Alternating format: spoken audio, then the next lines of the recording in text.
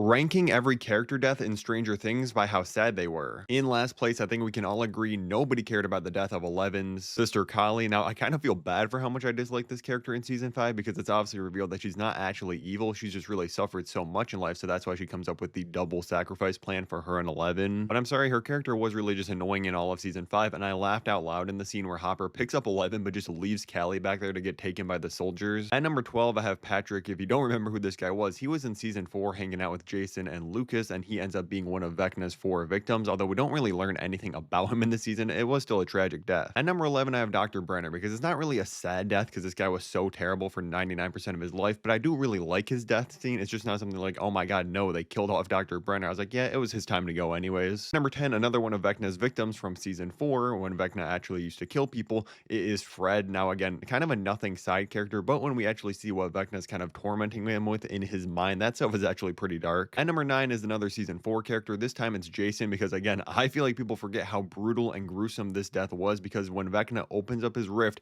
it literally splits Hawkins in half and Jason gets ripped in half. And I feel like people forget that, yeah, he's not like the most likable character of all time and he's mean to a lot of people, but he did think Eddie straight up killed Chrissy and he just kind of wants to get vengeance for her. Like he wasn't really a super terrible guy for the most part. Definitely did not deserve to be fully split in half because of how he was acting. At number 8, I have Henry, Vecna, and you can even throw the Mind Flayer in with him since they're all connected through the hive mind. Now, don't get me wrong, Henry was easily the best part of seasons 4 and 5 of the show. Jamie Campbell Bower, who plays the character, gives the best performance of the entire season. He was so good on every single scene. And I do actually really like his final death scene when he is defeated and Joyce ends up getting the final blows on him with the axe, literally chopping off his head for all the things that Henry did to her and her family. The only reason it's this low on the list is because even though Henry is a super tragic character, I feel like this death was a little bit anticlimactic. Like the entire final battle happens in like 5 minutes with Henry and the Mind Flayer. I honestly thought it was going to be a lot more stuff happening in here and Vecna was going to start moving like he was in season 4, but no,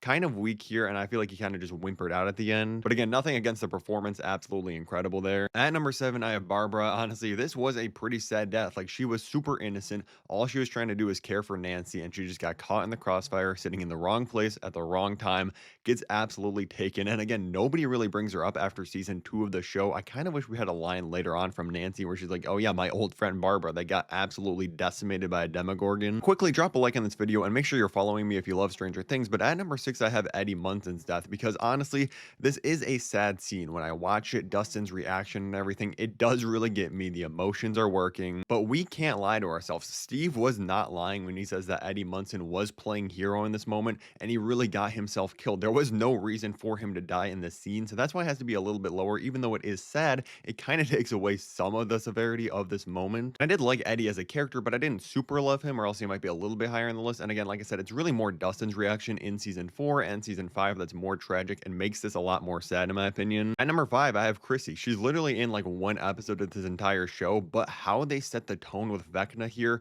the things she starts seeing in her vision, her actual death itself, super tragic, crazy way to set off the season. And honestly, some of my favorite Eddie scenes of the entire show are the stuff between him and Chrissy bonding in the woods, and him seeing her die here and start levitating is absolutely brutal. At number 4 is the absolute goat that is Alexi from season 3. Of course, this dude has like his bromance with Murray. He's enjoying life. He's having a Slurpee. He's going to the fair, and then the Russians catch up with him, shoot him dead in the middle of the fair. Absolutely heartbreaking scene. We all remember where we were when we first saw this thing. My boy deserves so much better. At number 3, I have 11, which is obviously a very hard one to place because the show tells us she dies and then kind of backtracks it with Mike giving his story on what he thinks happens, where 11 actually escaped with the help of Callie's power to create an illusion, and now she's just living off on her own, being happy. And I honestly do like that decision to leave it open-ended. I feel like they wanted to not make a lot of people mad, so they're like, oh hey, 11 might be alive, but if you're more cynical like me, you're gonna be like, nope, she died and this is Mike coping. But whether you think she's dead or not, which let me know what you think in the comments below, I'm still treating this as a death because the show does itself, and I think everybody's reaction to this is so incredibly powerful.